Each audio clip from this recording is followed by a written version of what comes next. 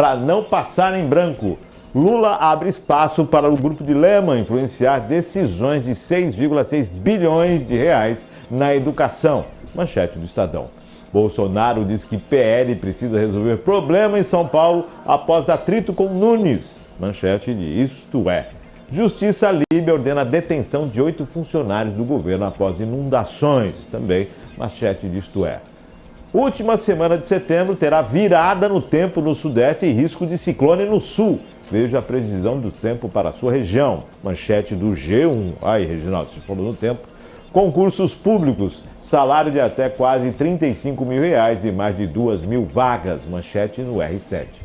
Rússia realiza novo ataque contra Odessa e danifica a estrutura portuária e de armazenamento de grãos. Está na Broadcast. CPI das ONGs quer ouvir antropólogo francês e secretária da Mudança do Clima. Reginaldo, alguma delas, todas elas, nenhuma delas, fica à vontade para comentar. Alguma dessas manchetes aí. Você falou do clima, pintou o clima ali, ó. Então, eu acho que é um assunto que está muito em voga hoje. Eu acho que a gente tem sentido isso ano a ano, não é? Ontem eu acho que assim, você imagina que você está entrando na primavera e entrou na primavera com a sensação de verão. Aí você imagina que daqui a 3 meses a gente entra no verão. Com que sensação? Não, pelo amor de Deus. Inferno, estamos entrando no inferno. Não é? Com que sensação? Então, eu entendo que é um debate que deve ser levado para dentro de casa, para dentro das escolas, porque a gente precisa...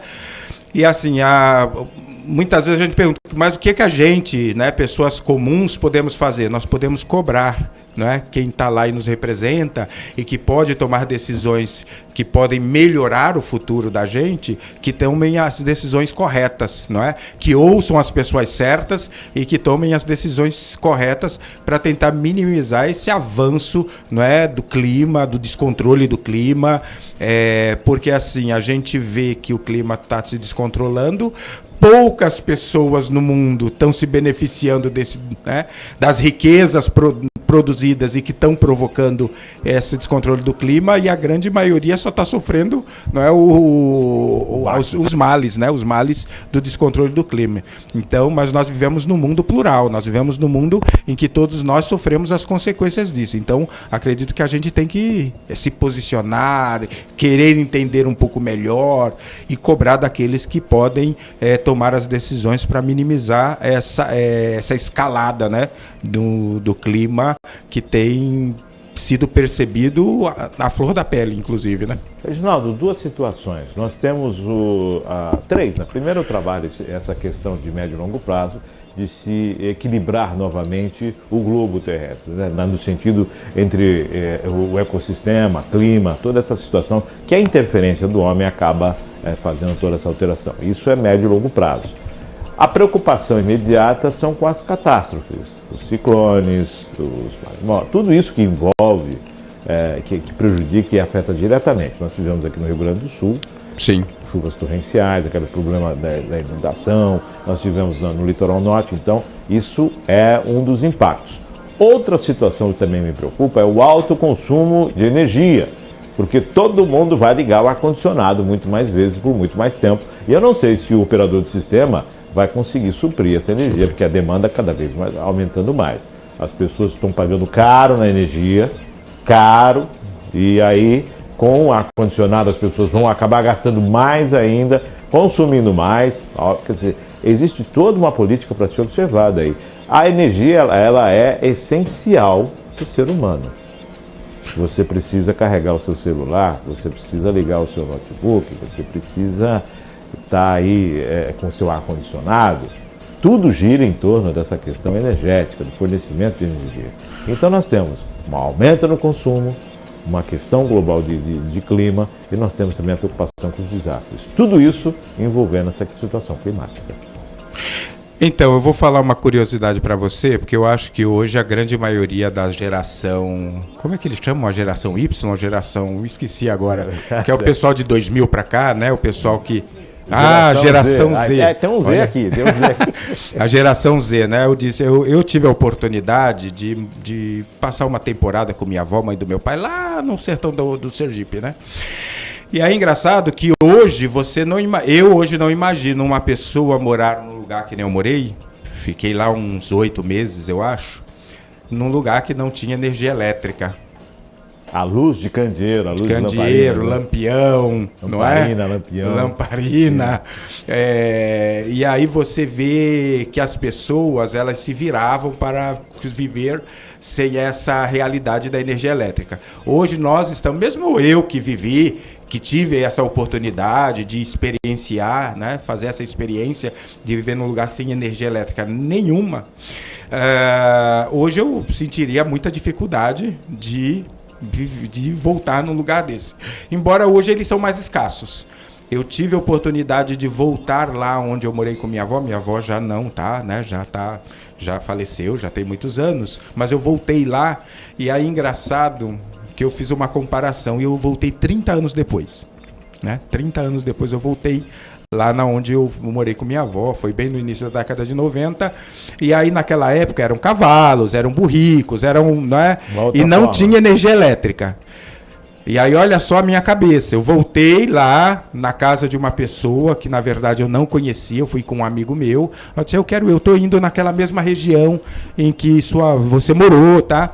E eu disse, não, eu tenho curiosidade de voltar lá, né, 30 anos depois. Aí eu voltei lá, na casa que eu fui já tinha energia elétrica, não é que nem aqui, que tem iluminação pública em todo canto, mas na casa já tinha energia elétrica, inclusive tinha até Wi-Fi.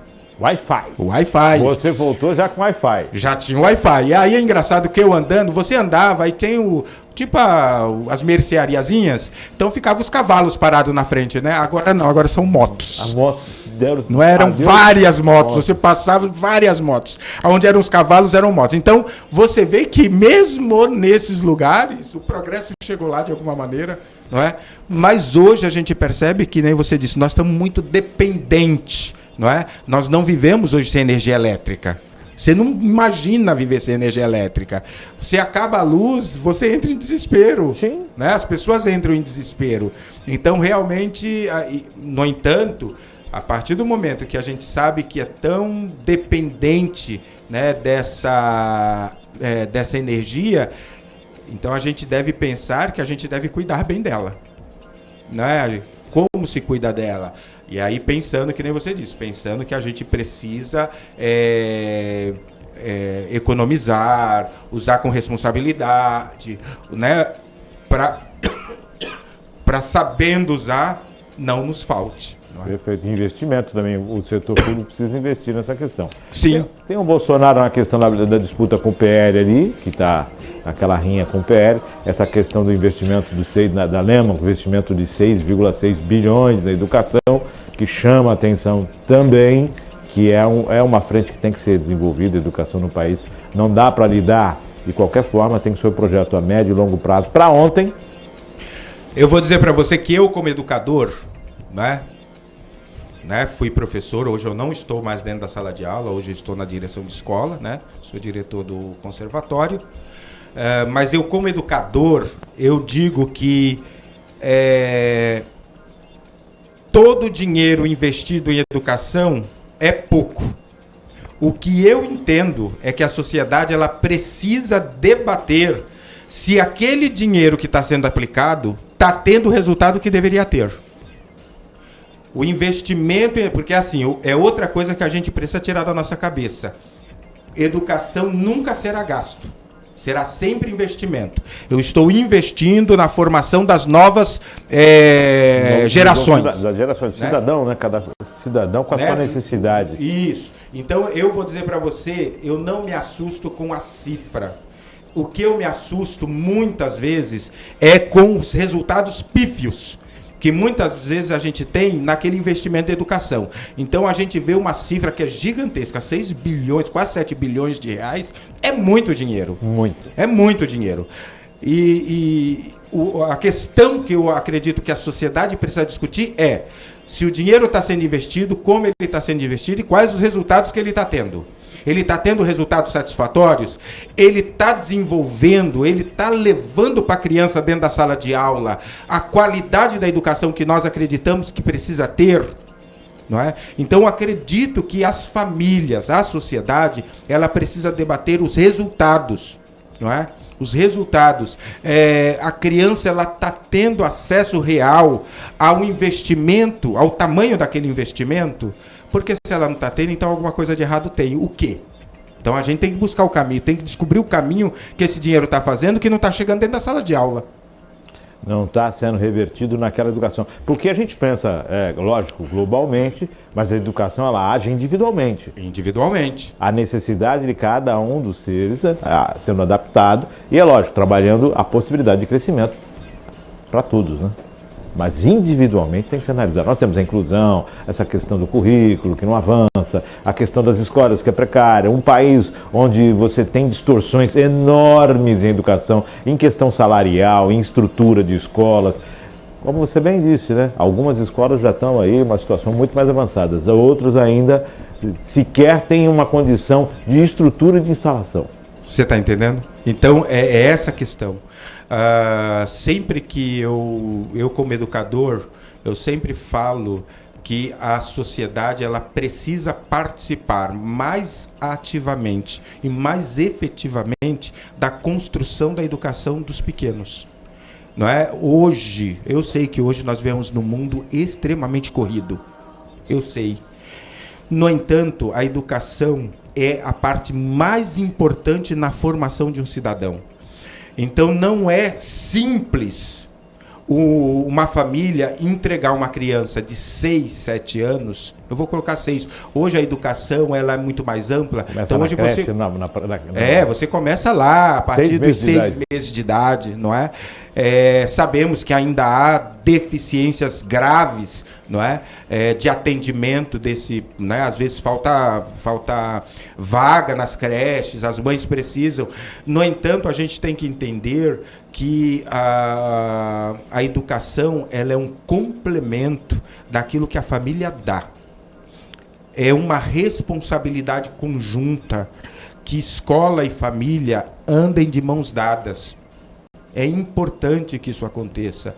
Do contrário, a educação da criança, daquele cidadão que está sendo formado, ela sempre terá deficiência se escola e família não se comunicarem. É importante essa comunicação. Num dado momento, numa conversa, numa palestra, eu acho que eu estava participando, eu falei que é importante que família entenda, família e escola, que elas não são inimigas uma da outra. Elas devem ser parceiras. Vai haver conflitos entre uma e outra? Vai. Esses conflitos precisam ser resolvidos? Precisam. No entanto, é importante que família e escola entenda que elas precisam ser parceiras. Só assim a criança e o adolescente vai ter a amplitude, não é, da formação que ela precisa ter. Do contrário, não tem dinheiro que baste. Ele vai ser aplicado e ele não vai ter o resultado que deveria ter. Então é por isso que é importante a gente entender que a sociedade precisa estar dentro da escola, não é? Precisa participar desse processo formativo. Afinal de contas, a criança, quando sair da escola, ali do ensino médio, a gente vai estar preparando ela para entrar dentro da sociedade ativamente, não é? Trabalhando, não se organizando, entrando na política, se tornando um profissional. Eu estou preparando essa pessoa para entrar efetivamente e ativamente dentro da sociedade. Dando a ela as ferramentas necessárias para a sobrevivência, né?